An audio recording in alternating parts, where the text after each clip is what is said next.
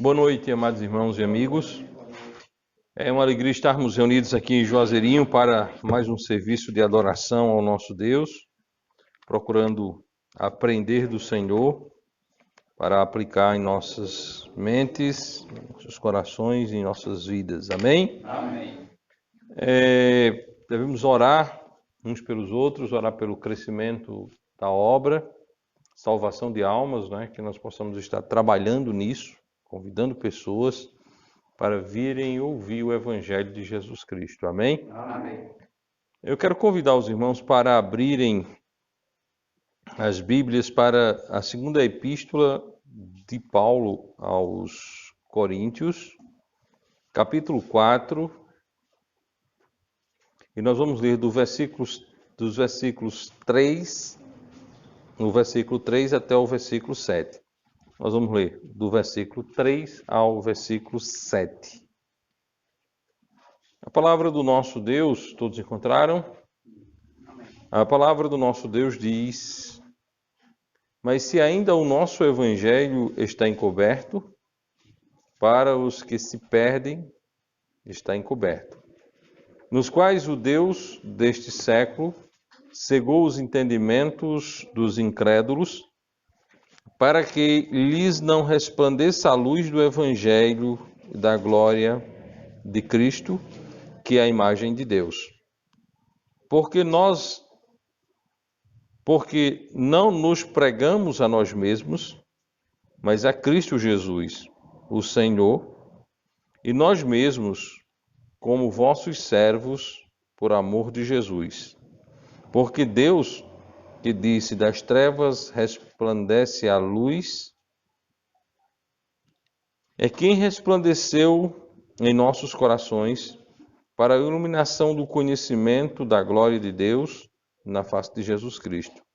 Temos, porém, este tesouro em vaso de barro, para que a excelência do poder seja de Deus e não de nós. Amém? Amém. Amados irmãos, que Deus aplique em nosso coração o texto que nós acabamos de ler. E aqui nós temos uma fala muito importante por parte do apóstolo Paulo, pois ele exorta aos crentes a estarem comprometidos com a entrega do Evangelho de Jesus Cristo, com a palavra de Deus. Ao mesmo tempo que ele apresenta a responsabilidade dos incrédulos de não crerem no Evangelho. Ele mostra a razão pelas quais os incrédulos não creem no Evangelho. Mas começando aí no versículo 3, nós temos uma informação preciosa, que Paulo diz: mas se ainda o nosso evangelho está encoberto, é para os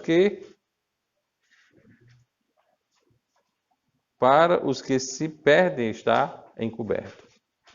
Paulo pregou o evangelho. Paulo tornou o evangelho notório. Paulo tornou o evangelho conhecido. Paulo deitava e dormia sossegadamente porque as pessoas que conviveram com Paulo ouviram a pregação do evangelho. Todo mundo que conviveu com Paulo ouviu da boca de Paulo o evangelho. Não é aquele tipo, não, ele pregou o evangelho porque ele é crente e todo mundo sabe que ele é crente é porque creu no evangelho. Não. Paulo pregou o evangelho. Eu vinha meditando para cá sobre o aspecto do sofrimento da vida de Paulo. Paulo foi um homem sofredor. A Bíblia diz que ele tinha um espinho na carne, o qual ele orou para que fosse tirado, e Deus disse: a minha graça te basta.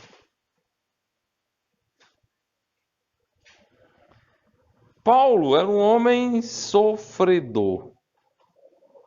E aqui nós temos um ponto importante, que é aquele homem sofredor que queria livrar-se daquele problema, espinho na carne, orou a Deus e Deus não o atendeu, Mas esse mesmo homem dizia com muita propriedade que se ainda o nosso evangelho está encoberto, é para os que se perdem está encoberto, porque ele pregava. Paulo não tinha aquele, morreu alguém, então eu não falei para Cristo. Meu tio morreu e eu não falei para Cristo. Minha mãe morreu e eu não falei.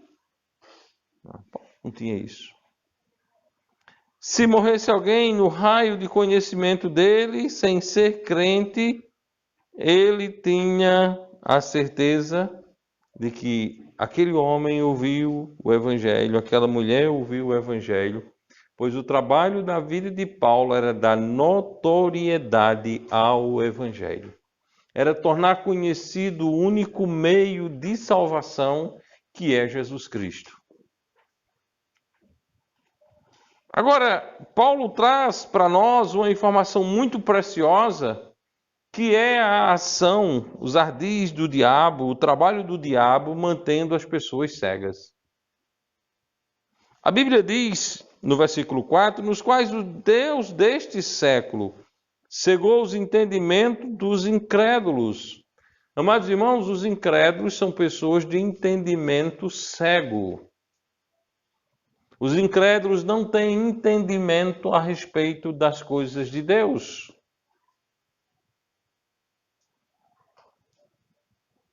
Tem maior asneira do que a idolatria?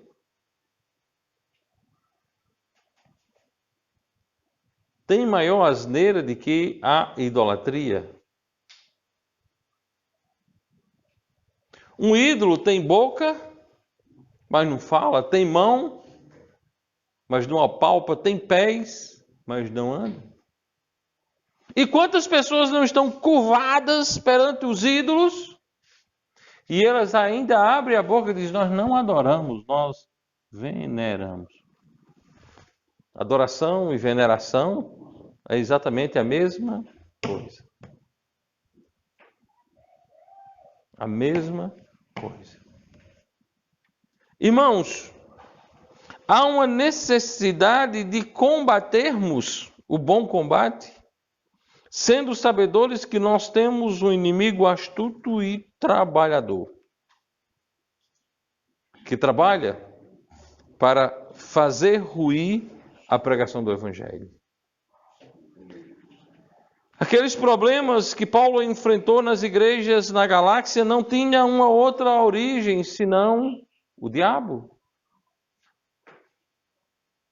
Aquele alguém que quer transtornar o Evangelho é o diabo.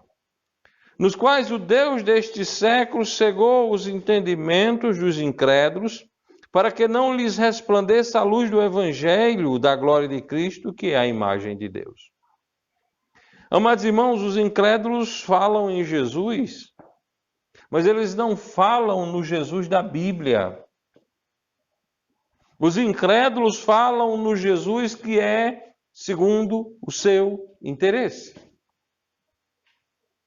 Eu estou querendo algo, então eu vou pedir a Jesus.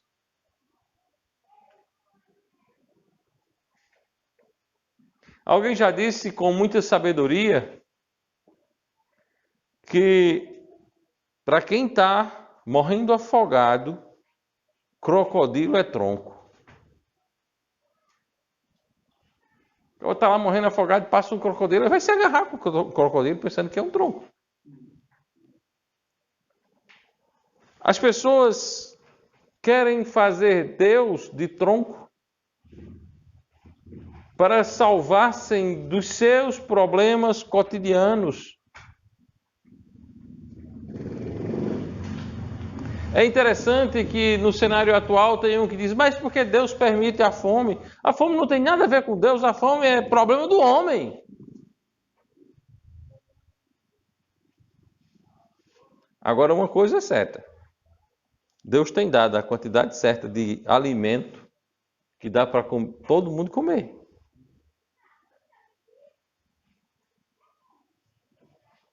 Deus tem suprido a necessidade de todas as pessoas do mundo. E mais, as pessoas só estão vivas porque Deus as mantém vivas. Mas mesmo assim elas, porque Deus. Não querem o Deus da Bíblia, querem o Deus do troca-troca, não é? Eu te dou isso e o Senhor me dá aquilo. Eu te dou isso e o Senhor me dá aquilo. Eu faço isso e o Senhor faz aquilo. Estes também estão cegos. E estes também estão cegos pelo Deus desse século, Satanás. São escravos do diabo. Estão escravizados.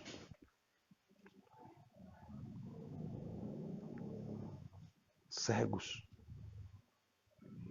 A luz do Evangelho não resplandece, não entra no coração desse povo, não entra na cabeça desse povo. E o diabo se regozija na tragédia que o mundo vive. As aberrações às quais os seres humanos estão sendo submetidos por eles mesmos, a priorização do gosto, porque eu gosto, porque eu quero. O gosto tem sobressaído sobre o certo. Por que você faz isso? Porque eu gosto.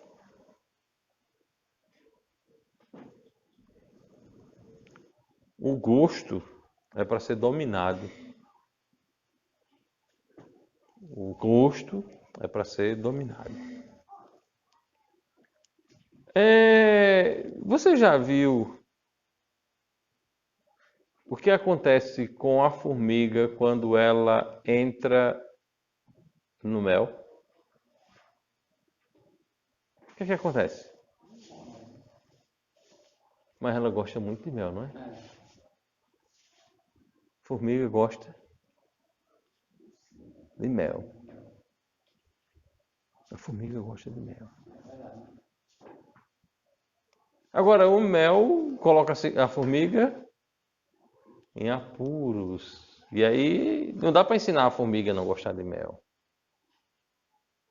Então, os seres humanos gostam de estarem cegos, gostam do erro, gostam do não conhecimento de Deus, porque estão cegos.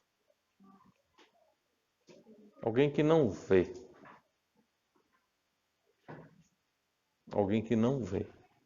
Alguém que não tem sensibilidade para ver.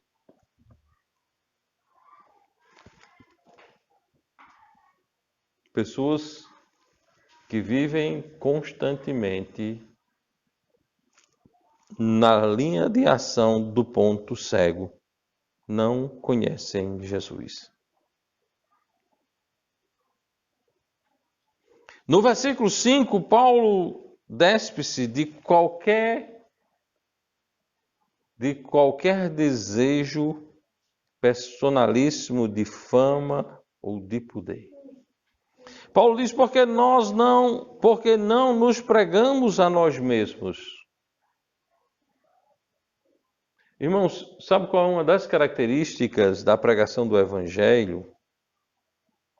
É a não exaltação do pregador. Tem pregadores que usam demais o eu fiz, eu faço, aconteceu comigo, contam histórias a respeito de si mesmo, que quando termina a mensagem nós não sabemos se ele exaltou a Jesus ou se a si mesmo. Sabe qual é a boa mensagem, irmão Marcel? É aquela mensagem que nos faz lembrar de Jesus.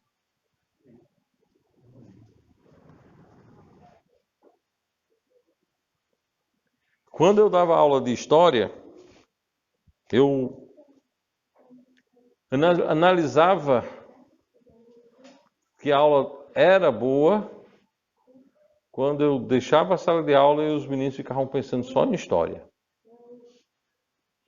Então, uma prova de matemática, mas eu deixava a cabeça deles pensando só em história.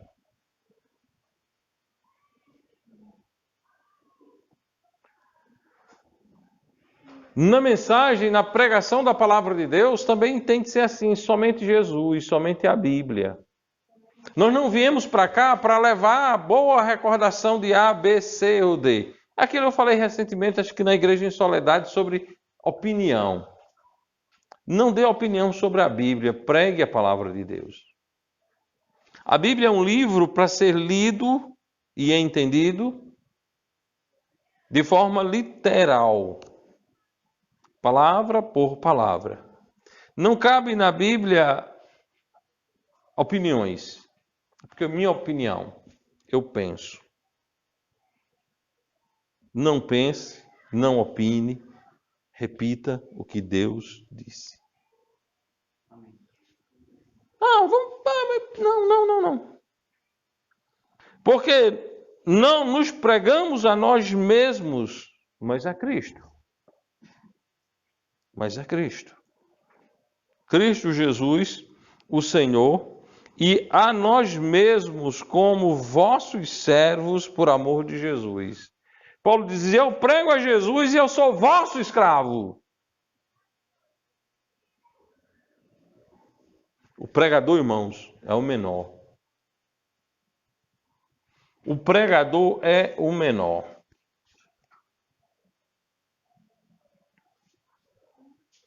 É interessante que tem gente que quando chega num púlpito, se transforma. E eu não estou falando daquela transformação boa.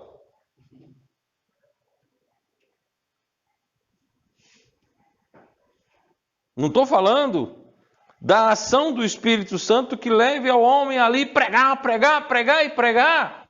Não. Mas é aquela transformação de que quer impor um domínio. Aquela transformação de que acha-se maior. Acha-se mais capaz. Paulo não era assim. Paulo dizia, nós, porque não nos pregamos a nós mesmos, mas a Cristo Jesus. Na igreja do Senhor, irmão, só tem um grande. Jesus Cristo. Na igreja do Senhor só tem um grande e perfeito que é Jesus Cristo. Todos nós somos perfeitamente imperfeitos. A nossa perfeição está na nossa incapacidade de sermos perfeitos, ou seja, nós somos perfeitamente imperfeitos. Nós somos incapazes de sermos. E aí, Paulo nos ensina: não pregue a você mesmo. Não pregue a você mesmo. Tem pregadores que gostam de anedotas, não é? Tem pregadores que gostam de contar história. Tem pregadores que chegam ao púlpito no anonimato e sai no estrelato. Ele vai embora, passa 10 anos e o povo ainda está contando história da vida dele. Ou seja, ele errou o alvo. Ele, em vez de ensinar Jesus, ele se pregou, né? Só que o miserável não se pregou na cruz. E o miserável, se tivesse se pregado na cruz, não tinha adiantado de nada, porque na cruz, pelo meu pecado, somente o meu Salvador, Jesus Cristo. Uma vez eu ouvi uma irmã dizendo, eu acho tão engraçado, o irmão fulano pregando, ele fala tanto da vida dele, da casa dele, da mulher dele, das filhas dele, que a gente chega e imagina como é a casa dele.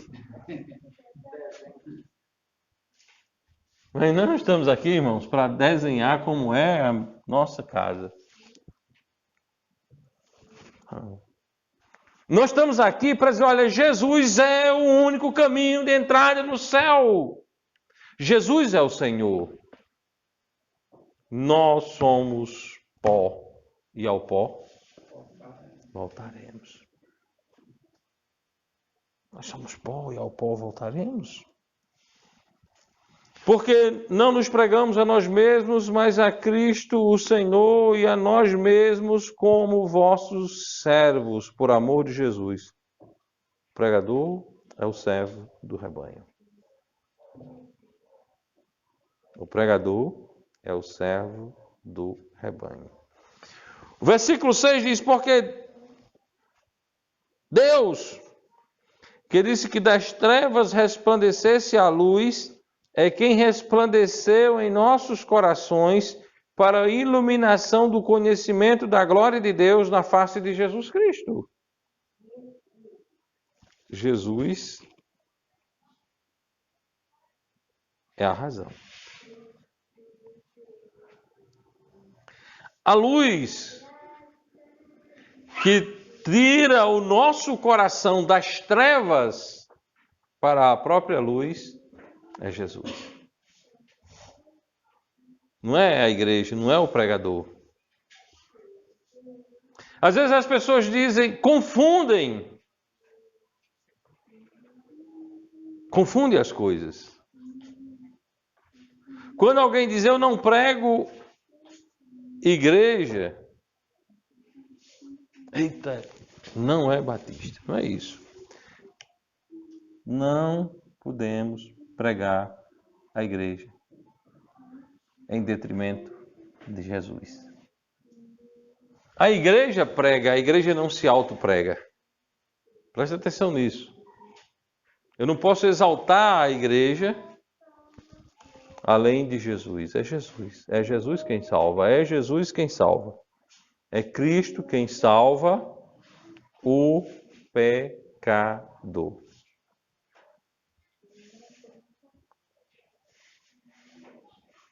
Eu amo a doutrina batista, eu amo a igreja batista, mas a igreja batista não pode salvar ninguém.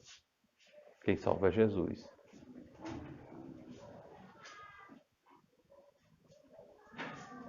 Eu creio de uma maneira tão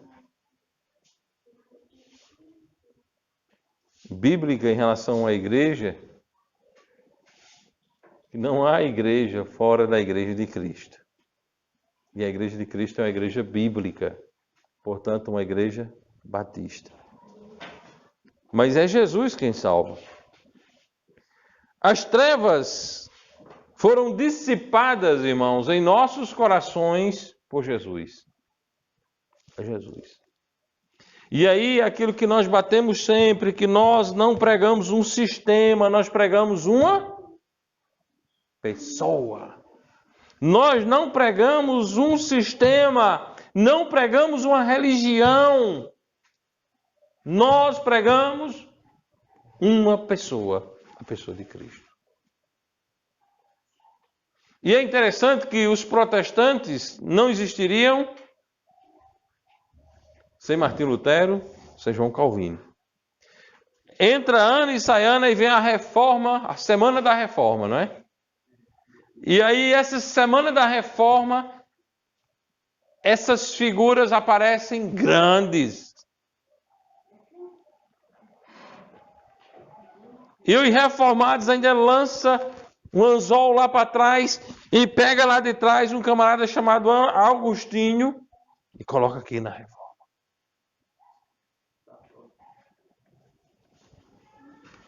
O filósofo padre católico. Bom, é assim. Sem essas figuras, eles não existem. Eu vi um pastor chamado de Batista, que ele dizia assim, eu conversei com ele umas 3 horas, e ele não citava a Bíblia. Ele fazia, porque Charles Hudson Spurgeon, ele dizia assim, mas sabia decorado, rapaz.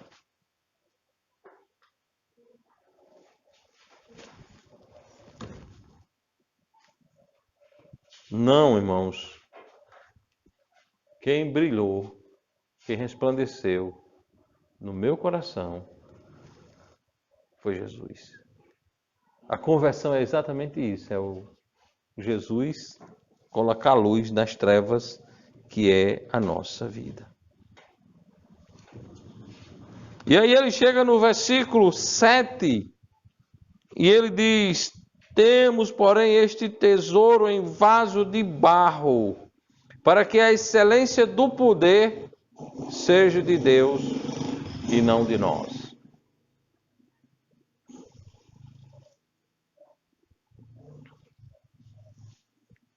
Eu vou contra-pregar um sujeito, sem obviamente dizer o nome, por uma questão ética. Mas eu conheci um camarada que ele se achava a fina flor dos crentes. Não havia um crente tão crente quanto ele.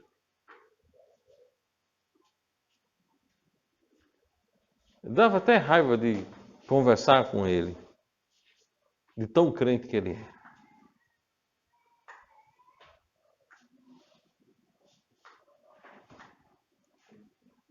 O que foi que Deus fez com Nabucodonosor? Nabucodonosor era o homem mais importante do mundo, o rei do maior reino, o reino da Babilônia. E o que foi que Deus fez com ele? Ele foi conviver com os asnos, ele foi conviver como um animal, foi comer literalmente capim. E lá ele se arrependeu, Deus o quebrou. Deus o quebrou. Irmãos, nós somos barro. Nós somos barro. É interessante que tem crente que diz: eu não prego porque eu tenho vergonha. Já viu isso? Danado, mas se tu é barro, por que tu vai ter vergonha? Você está entendendo o que é que Deus está fazendo aqui conosco? Deus já está, você é aqui, ó, o pior, você não é prata, você não é ouro, você é barro. O barro está onde? Onde é que o barro está? Lá embaixo. O barro está debaixo da sola do nosso sapato. O barro está lá embaixo. E é isso que Deus está dizendo. Tu é barro. Ou seja, irmãos, não tem mais como o homem descer. O homem já chegou no limite do limite, do limite, do limite. Barro. Barro. Temos, porém, esse tesouro. Qual é o tesouro? O Evangelho. Em vaso de barro. Quem é o vaso de barro? Nós. Para que a excelência do poder seja de Deus e não de nós. Que o Senhor Deus nos ajude, irmãos, que nunca saia de nossa boca uma vírgula de soberba no que diz respeito à pregação do Evangelho. E que nunca queiramos ser maior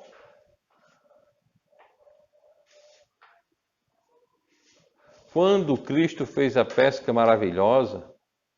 O que foi que Pedro fez?